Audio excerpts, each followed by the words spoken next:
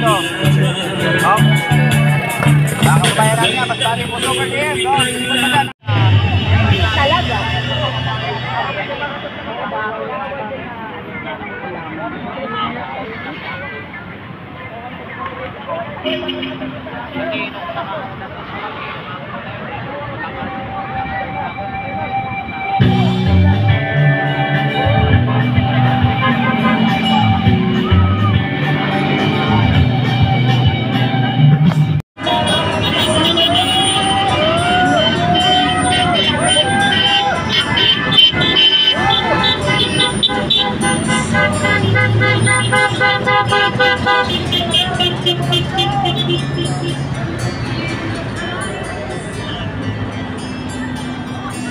Kaya thank you so much guys. Kaya magandang hapon po sa ating lahat.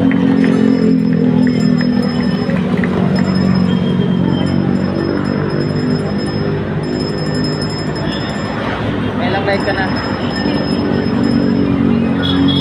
Wala ka. Facebook mo na ako.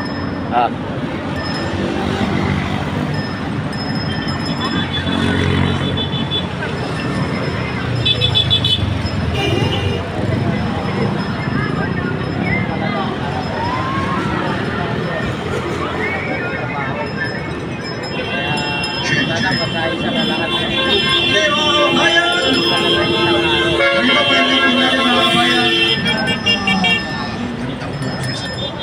Itong si Kuya Mike Makabayan. Habang nagsasala po, atras po tayo dito ang konti mga kabayan. Lapit kayo ang konti dito, lapit dito. Yung mga nalagyan po, may tayo po dito para atras tayo.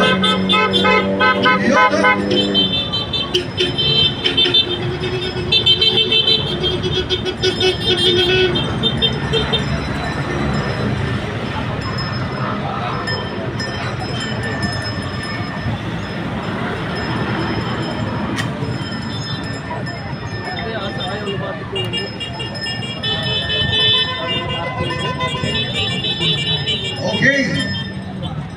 Wait lang ha. Wait lang. You know, hindi umubra yung cloud seeding. Hindi pinabayaan. Okay. Muli, paalala po natin, bantayan po natin yung ating mga hanay. Lalong-lalo na doon sa mga plano manggulo. Again, ito po ay isang mapayapa na pag-grounds po. Ito sa corruption.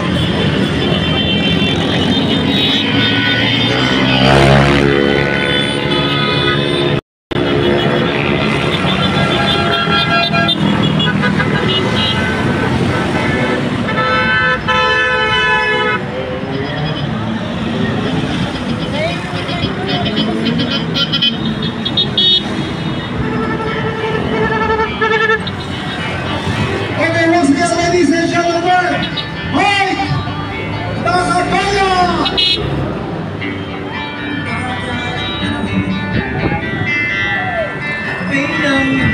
A few moments later. Surrounded by the crocodiles, pero malakas ang loob. Right? Samantalang maraming Pilipino, negosyante, private individuals, yung mga taong may posisyon na sana dapat may boses ay hindi bumuboses. So let's take an inspiration from Congressman Kiko Barzaga and speak your voice. Dapat matapos na ang kagaguhan ng Marcos administration. Marcos resign! Marcos resign! Marcos resign! Marcos resign! Marcos resign! Marcos resign! Panahon na para putulin ang sungay mula sa pinakataas-taasang sangay ng gobyerno, which is the executive branch of the Republic of the Philippines, which is President Ferdinand Marcos Jr., his wife, Liza Araneta Marcos, his cousin, former House Speaker Martin Romualdez down to their last minions in the Congress and in the Senate. Again, I am not here to talk about how much money they rob from us because it's so apparent and it's so obvious. Alam natin yan lahat. They're so famous for being so magnanakaw, from the Congress to the Senate, from the DOH to the DPWH to the Bureau of Customs to the Bureau of Immigration. Lahat ng sangay ng pamahalaan, ninanakaw nila ang pondo instead na magsilbi sa bayan. Ang kakapal ng mga pagmumukha. Ang sabi ko nga noon sa batasan, magnakaw ng magnakaw ng magnakaw kayong lahat. Dahil kahit matiisin ang mga Filipino, may sukdulan ang pagtitiis at galit ng mga Filipino. At huwag na tayong maghintay ng susunod na taon. Ito na ang sukdulan! Tayo nang wakasan ang pamumuno ng isang incompetent drug addict na puppet president of the Republic of the Philippines. Mi amor patria Pilipinas!